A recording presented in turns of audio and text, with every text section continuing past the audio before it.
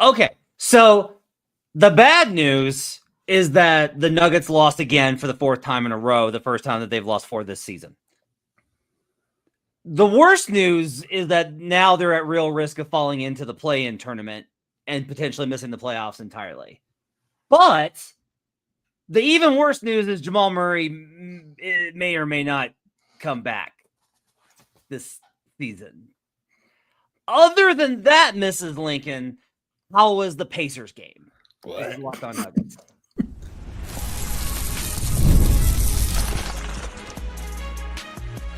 You are Locked On Nuggets, your daily Denver Nuggets podcast. Part of the Locked On Podcast Network, your team every day. Welcome to Locked On Nuggets, daily Denver Nuggets podcast, part of the Locked On Podcast Network, your team every day. Thanks for joining us and making this part of your day. Being with us Monday through Friday, that's called being an everydayer. Joining us, whether you're listening on podcast, go listen to download a podcast for us. Go listen and download a podcast for us. Or be checking us out at youtube.com/LockedOnNuggets. We do appreciate you guys making us part of your day. Today's show is brought to you by FanDuel. Right now, new customers can get $250 in bonus bets when your first $5 bet wins. On today's show, we'll talk about Jamal Murray news and how that went from like, oh, okay, to like, to then like, oh no, in a span of about 30 seconds of talking to Michael Malone. We'll talk about Christian Braun's game and how good he was and how he took responsibility and how that's good. We will talk about for the 800th time, because Michael Malone has talked about it for the 800th time, how bad the defense is. And I have some extra theories on that tonight. And we'll talk about Nikola Jokic putting up an incredible stat line in another loss. Once again, I'm Matt Moore, senior NBA writer for the Action Network. I have a site called thedenverdig.com. I wrote a premature eulogy this weekend for the Denver Nuggets to basically just put a lid on the season. And yeah, it's not like anybody's really calling me to be like, that's ridiculous. So that's kind of where we're at, as everyone kind of accepts it. I want to start actually here. I'm Ryan Black, by the way. I am so sorry. No, that's really crappy of me. That's genuinely awful. No, you're good. They know who I am. Y'all know who I am. Y'all know where I work. It's fine. Ryan Blackburn from Mile High Sports and the Pickaxe and Roll podcast. Enjoy his great content every single day. Noted player of Where's Waldo with Russell Westbrook. Also. Yeah, that seemed to that went over really well with everybody today. It turns out Russ was where he was supposed to be. It was great. Anthony B says, will Matt and Ryan finally call out the cheapskate Cronkies and incompetent Calvin Booth for ruining this franchise? Question mark. Exclamation mark. Jesus. Okay. I'm just going to sum up this whole thing in general. I have criticized the Cronkies pretty routinely because guess who was definitely on the side of adopting this new CBA, because it means that they can justify not spending on the team because it physically restricts them in terms of their flexibility with building a team. This is not just them. Ted Leonsis, big pusher of this because he's a big hockey guy and knows how it worked for them. That's like I am livid with the owners for putting through the CBA, for them putting into a system of place where it hurts their own franchises, their own GMs, and their own players as an excuse to be like, what do you want us to do? It is such garbage to go that route. That said, the Cronkies have won championships in multiple sports the last couple of years, and you weren't complaining then. Calvin Booth, I said KCP, most of that work was done at the trade deadline before Tim Connelly left. Bruce Brown was a smart addition. It was pretty obvious, but it was also a really good one. Drafted Christian Braun, drafted Peyton Watson, won a championship. Calvin won a championship. That happened. Okay. So I have criticized those people, but also being like, I'm going to do a deep dive into all the machinations of the Cronkies on after a random Pacers game in April seems like weird timing, man. Yeah, we'll talk about that stuff when the season is over, and it looks like the season's going to be over a little bit sooner than we were hoping for. But I do think that the actual attacking of the Cronkies and Calvin Booth and Michael Malone at this point right now, it's not really that helpful, because we'll have plenty of time in the offseason to go through this. You all will get your say, and you'll get us to have our unadulterated takes on what those guys have done or not done to help the Nuggets organization win basketball games. And I think you'll be pleasantly surprised, I think, with how we feel. Also, I just want to shout out DTSC for being in the comments here at youtube.com/LockedOnNuggets. The minute that we started to kind of process the Jamal Murray news, which we'll get to later, my first thought was like, oh, DTSC is going to be back in the comments. Like, right on time, buddy. Good job. Very punctual. The Nuggets lose to the Indiana Pacers tonight. It was a really fun game. They're on the one hand, the Nuggets were without Jamal Murray. On the other hand, the Indiana Pacers were without Pascal Siakam, and Pascal Siakam is a much better player than Jamal Murray. So that's kind of a wash. Jokic, hey, here's the line of the night. 41 points, 15 rebounds, 13 assists, 2 steals, 1 block, 4 turnovers, a +1 in a 5-point loss. Joker was absolutely dominant. He had 21 in the first quarter. He was unbelievable. And like facing single coverage from Miles Turner the entire time. And they did not want to have to double him. And he still found a way to get the numbers that he was able to get. The Nuggets were up at halftime in large part because he had 29, 6, and 9 or something like that at half. Like he was crazy. Like the numbers that he's putting up are crazy right now. It just isn't enough. And Denver right now is they're concentrating so much of their production in one player, and it just doesn't feel like the offense as a whole. Like the offense is great. Like I'm not going to really concern myself with the offense other than the clutch turnovers. But everything else is the defense is just can I say the word? Can I say the word? Yeah. The defense is despicable, folks. It is despicable at this point, and it feels like it's getting worse. 119 defensive rating tonight for the Nuggets in the loss of the Pacers. That's an upgrade. 56% true shooting, which is 59th percentile in the season. That's Pacers only turned the ball over 5.7% of the time. That is the problem. The Nuggets also didn't turn the ball over much either until that fourth quarter, and then they fell apart. Malone, I really don't think he was trying to blame Jalen, because he's like, that's on me. Because he was very he was like, how about he's like, let's not talk about the players. Like, what about me? Like, what am I doing? Like, how am I going to do? It's Malone. It's funny because if we ask Mike Malone, so what do you need to do better? I don't know what he would actually say to that. I honestly think that he would that I will say is maybe the biggest concern, is that Malone has said so repeatedly. I've said the same things. We've tried to instill the same ideas over and over and over and over and over and over and over again, and it's not getting through. Yeah. And look, you could talk in the comments all you want. I will tell you the players tonight were pretty defensive of Malone, because they can sense the heat coming up. And so they're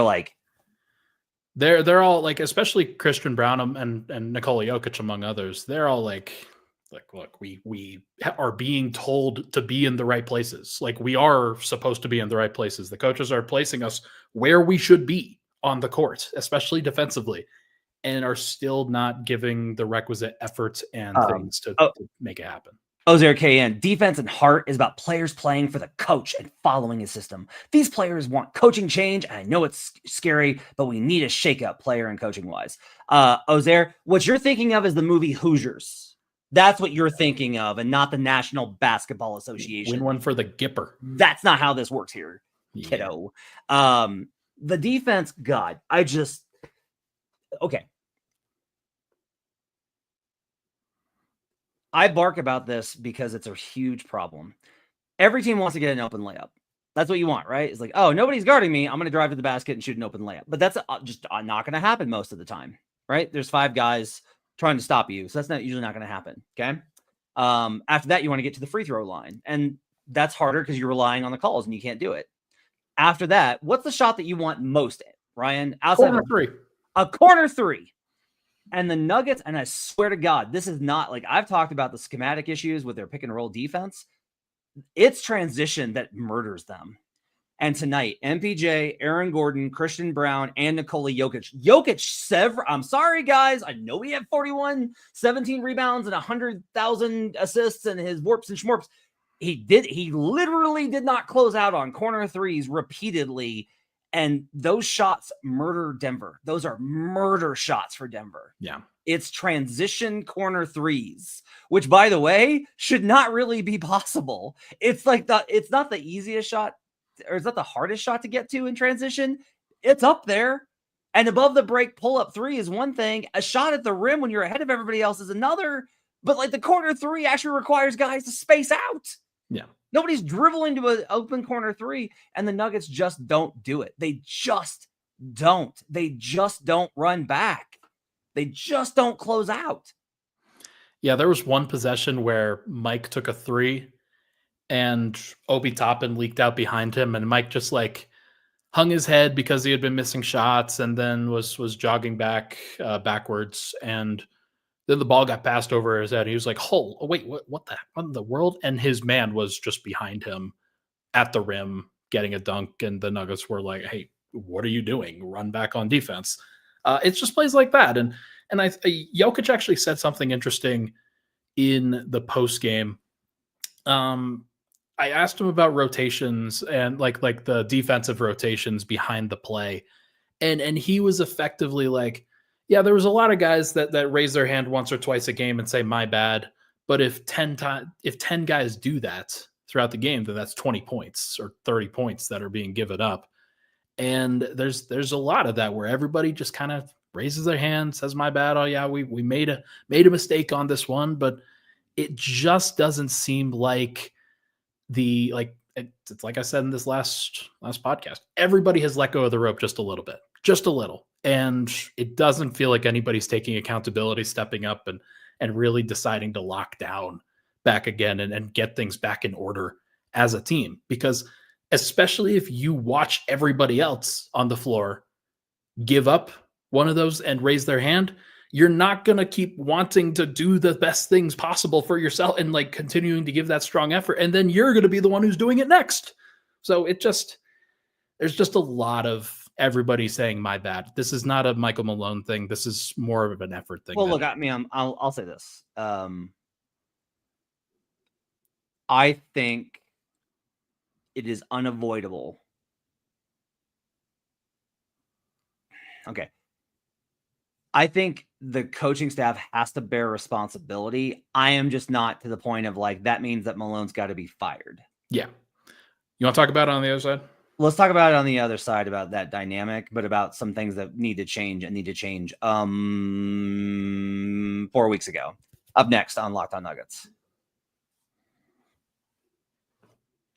You ever check your bank account and wonder, where'd all my money go? Yes. Between dining out, online shopping, and entertainment, it's easy to lose track. And that's where Monarch Money comes in, your personal CFO, giving you full visibility and control over your finances. Monarch Money isn't just a budgeting app. It's a complete financial command center. You can track all your accounts, investments, and spending in one place so you stop just managing your money and start building wealth. Instead of juggling multiple apps, you can use Monarch to check your finances, track spending, and even plan long-term goals. Take control of your finances with Monarch Money. Use code LOCKEDONNBA at monarchmoney.com for 50% off your first year. That's monarchmoney.com, code LOCKEDONNBA for half off your first year. We'll be right back on Locked On Nuggets. All right. Back here on Locked On Nuggets, thanks for joining us. So I heard, I'll say this. I am of the opinion Nuggets players have been told the key principles, but that coverages keep changing. And that's something that they want. I think that the team needs to probably simplify things. The other thing here, quite honestly, is that I will tell you with absolute certainty, Nikola Jokic is like, still wants to play at the level. And so one of two things has to happen. Jokic has to play at the level so well that they deter the ball handler from being able to turn the corner or make the outlet pass, or he's going to have to change that and play drop. Drop is probably the best thing for them to do a pick and roll defense at this point. They just need to tell Michael Porter Jr., stay home. Don't help. Just stay home. Why is drop? Just explain to everybody, why is drop the easiest thing for them? Okay, so drop makes it 2-on-2. Okay. Guard comes over the screen. Defender chases over that screen, tries to get around it. Okay. Jokic has to guard ball handler and lob threat. The risk there is that if you're facing a team with a great lob threat, they can absolutely rip you to pieces. But fewer and fewer teams are actually using those kind of components. The Clint Capellas are leaving the NBA, and we're seeing a lot more of the Kristaps Porzingises and Miles Turners, where that's like what we're kind of seeing like transition as. The big key, though, is that you can shrink from from above the break to put pressure on those ball handlers to try and get them a little bit to stop, to get them uncomfortable, to try and create a turnover while your corners stay home. And you just tell guys that can't make multiple rotations, stay home. Yeah. Because the Nuggets are running 2.9, which means that Michael Porter Jr. is in the paint for 2.9 seconds and then trying to recover. And in pick and roll sequences, those are bad. Now, the transition stuff, that is not scheme. There is no coaching to be done about their transition defense, guys. Yeah, that's effort, toughness, physicality. It is want to in those cases, and the Nuggets don't want to defend in transition, frankly. Fernando says, I hear what you're saying, Matt, but can we also just have dudes stay in front of their man sometimes? Why is the one-on-one defense so horrendous? You're not wrong. Like, you're absolutely not wrong here. Like, there was a sequence, Porter gets put on a switch, and he actually plays really good. Enough so, I think it was Neesmith. No, it was Mathurin. Mathurin resets the play. And so he gives it up because he can't take MPJ off the dribble. Hey, great defense, MPJ. The second that he passes that ball, MPJ relaxes. So Mathurin cuts as hard as he can. And MPJ has to foul him in order to contain him. Yeah. Or it's a layup. Yeah, it sounds right. It's it's unfortunate. Denver's they're in this tough place. Michael Malone, I asked about defense pregame, and he was like, yeah, defense hasn't just struggled. It's been on a milk carton is what he said. And I don't really know what that means, but that's going to be a different reference for me. But yeah, he's in a really tough place because the messaging of effort has been shaky. Clearly the team is giving shaky effort for the most part. But when the effort is good, the mistakes still end up happening because the technical aspects of defense and the detail aspects of defense. And then, by the way, if you play 24 seconds of great defense and then get the offensive rebound allowed, kicked out for 3, and it's just a backbreaker because the one time that you decided to play defense at that point, just very, very difficult. I think, and by the way, the milk carton defense equals defense is MIA. I did not get that reference but I do understand because you have the kids on the milk carton. Is that a thing? So old. Oh God. Oh God. I'm so old. Yes. They used to. So in the 80s, they used to put missing kids that had gone missing, like there wasn't the internet to put out bulletins. Yeah. So they would literally put the pictures of kids on milk cartons so that you could see them. We had growing up, we had a milk box on our porch where the milk was delivered to us at a certain point. Hey, shout out, by the way, separate, because this, we're transitioning from missing kids is weird, but I just want to tell you, we're talking about milk delivery. Yeah. Longmont Dairy, phenomenal. The milk that comes out of Longmont Dairy is as good as the Nuggets defense is bad. It's as good as Jokic's offense. So look, there's no coming back around on the defense. And this is really the problem is they're not going to turn. I cannot see any scenario where they turn a corner here, in part just because I know, look, is MPJ's offense worth the defense right now? Because all the numbers have told us all year that yes, the numbers say yes, that he is worth it. That he is worth the problem, they need the spacing, that when he and Jokic are out there, they actually are still that's still the best 2-man net rating on the team. It's never been Russ and Jokic. It's never been Murray and Jokic. It's been Brown and Jokic, and it's been Porter and Jokic. Those two. Yeah. Just real quick, SD says Murray is pathetic trash. You're getting blocked and removed. And if anybody makes comments about that, you're doing the same, because I'm going to be real straight with you. We can have the conversation about Jamal, and availability is very important in the NBA. Jamal Murray has an injury. He's hurt. He played professional basketball and he suffered an injury. We'll talk about the difficulties of him not being available in the playoffs for another year, potentially, in the last segment. But you don't get to talk about that about a player that got hurt playing basketball for your team. Don't do that. Be better. Agreed. So Malone said he wanted to get Russ back in this game late. They got Russ a breather with Jalen. and he was going to get him back in. I think he was going to close with Jalen, and then we saw the absolute limit of, hey, what does it look like if Jalen Pickett is trying to close a playoff game? I just don't know why Jokic was trying to run 2-man with him at that point rather than just get the ball in the post and have them double and then kick out. Like that was the smarter thing to do in that situation when Jalen's on the floor. And I don't know, man. Like the process in that point wasn't very good. But yeah, like Jalen hasn't been in those situations at all this year.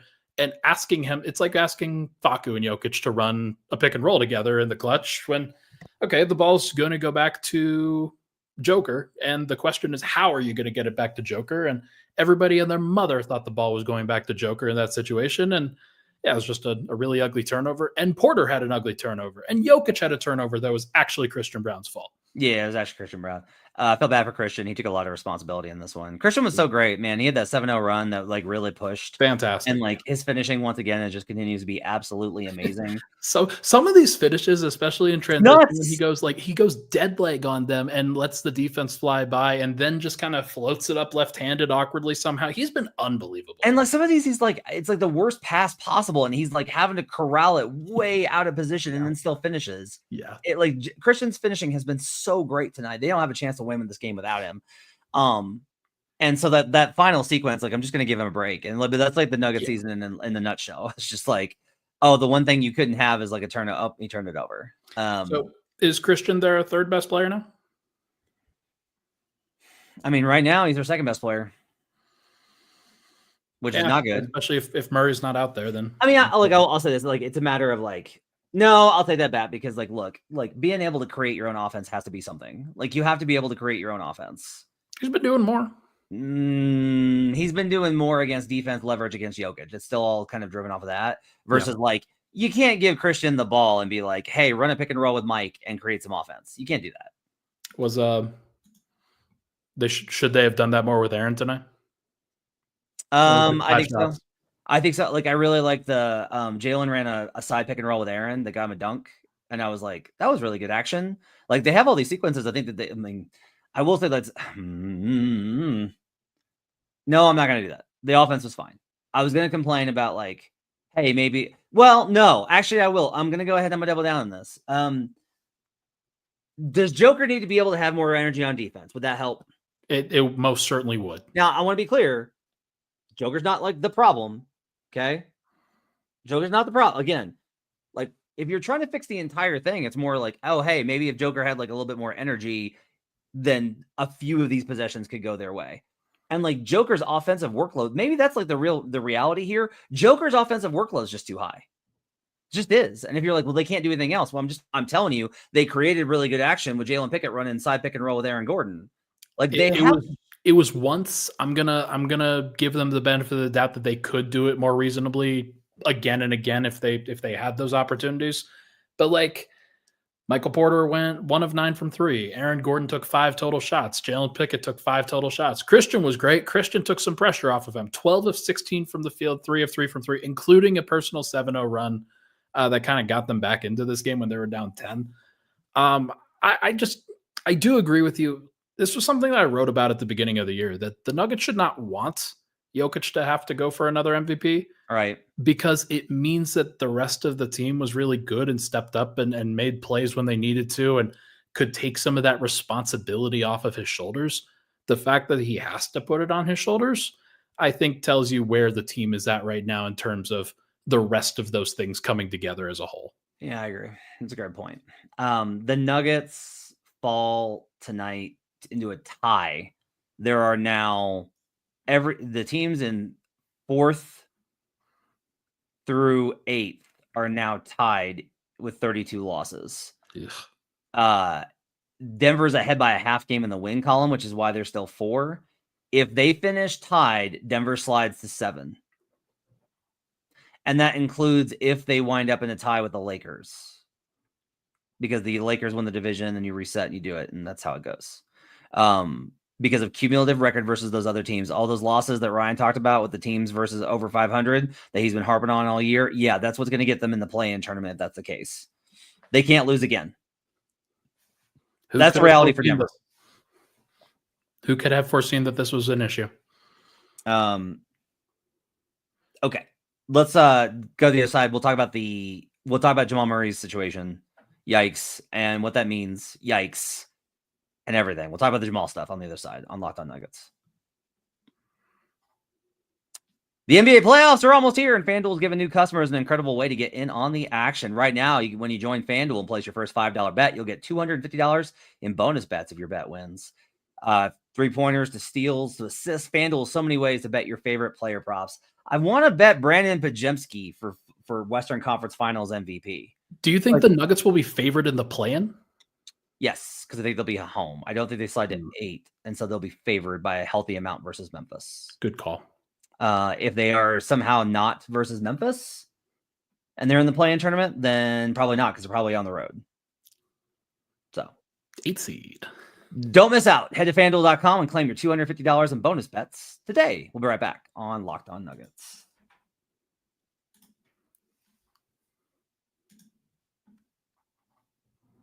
I don't know what this means. Don't worry, Matt. You have your American coach, and I hope you will keep having one in the future. But Serbian players should go. Slovenian and this Croat. is just like kind of racist, like a little bit. Okay. Okay. This is my all right. We should set the table. I should actually fill people in. So Ben Durando in the pregame press conference asked about the update on Jamal, and he says, being cautious with him. And he's like, well, no, he's hurt. We're not being cautious. He's legitimately hurt. If he could play, he would. He can't play. He's hurt. And I followed up immediately with, what is the likelihood that he will be available for the first round of the playoffs should you make it? And Malone said, well, hopefully he'll be available.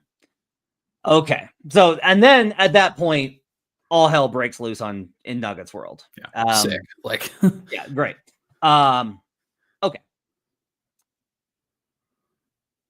This is my problem here.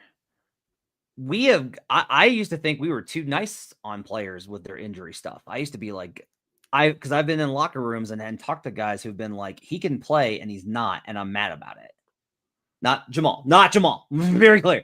I've been in the Brian Shaw era, I would talk to players and they would be frustrated that another guy was willingly and purposefully sitting out because they had a contract or they were protecting themselves and they didn't think it was worth it. When it was like, I'm out there playing through stuff and he's not. And that doesn't build, that's not what we're supposed to be about. Okay. Yeah. So I thought that we used to baby players about it, where it's like, he's hurt. It's not his fault. And it's like, well, no, you can play through some stuff. But we've also now gone the other way, where now it's, if you're hurt, it's because you're not in good condition. And players that are in amazing condition get hurt all the time. I'm not suggesting Jamal is in great condition, but I've thought he looked better than he has in 2 years as recently as a month ago. Jamal was not in bad shape a month ago. He wasn't in bad shape when he suffered this injury. He just got hurt. He got hurt.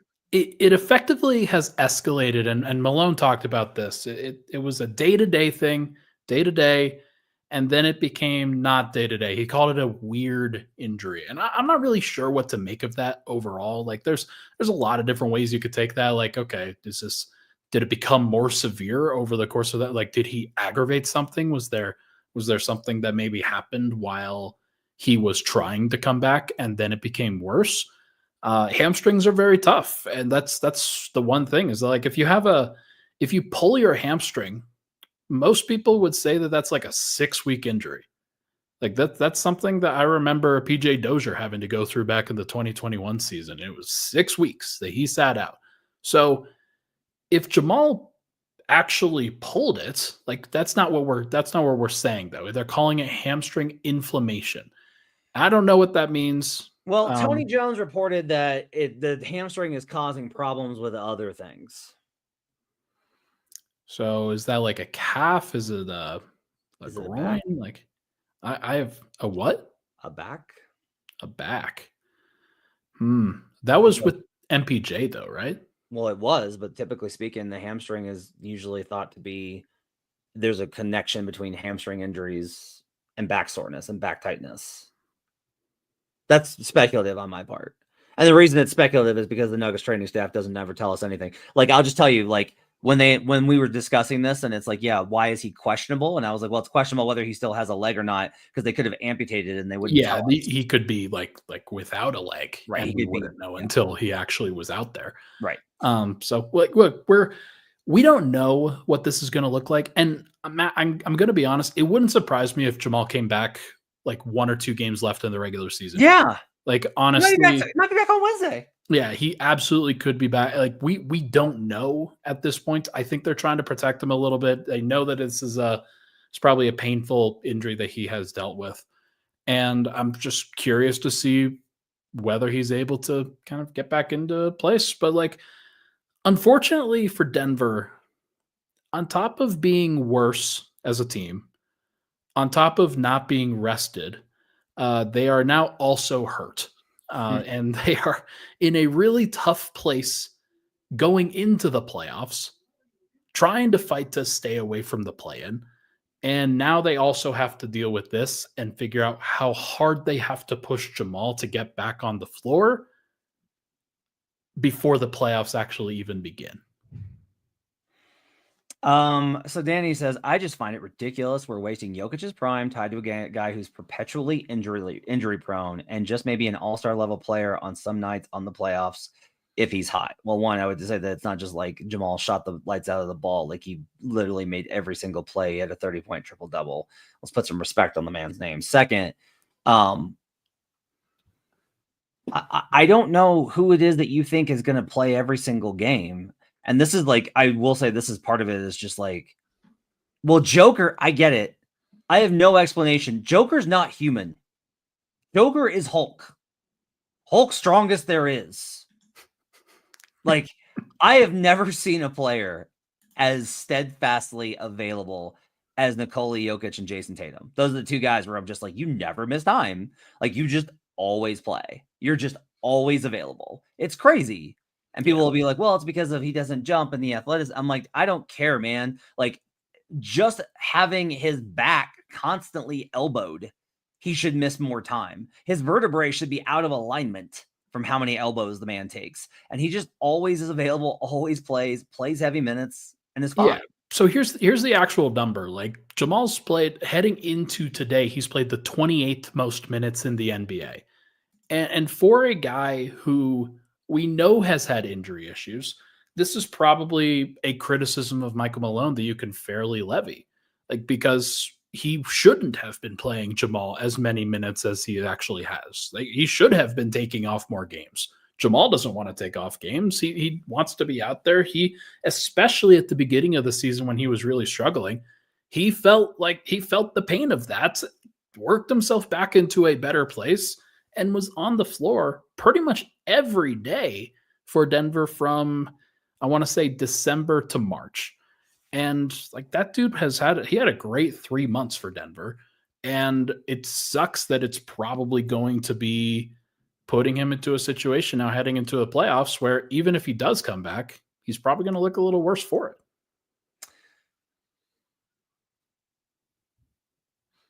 Then again, he always performs reasonably well when he's hurt. So like, he's a tough SOB, man. Like, we'll see what he does. We'll see how he handles it. We'll see what the Nuggets ultimately look like.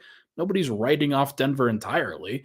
But like, sun's getting real low. And if you don't have a healthy Jamal Murray, then it gets even lower, even faster. I have a lot more to say on this, but we're out of time. So we'll pick it up next time. We'll give you covered. You get Swipe Us Thoughts tomorrow. We might do another show tomorrow. We'll see, just kind of do reaction to this stuff. Thanks for joining us. Appreciate you guys being with us. Hope you guys have a great week. We will see you. Nugget season continues, whether you like it or not. Sick. We'll see you guys again next time on Locked On Nuggets. Matt, they play again on Tuesday. What a year.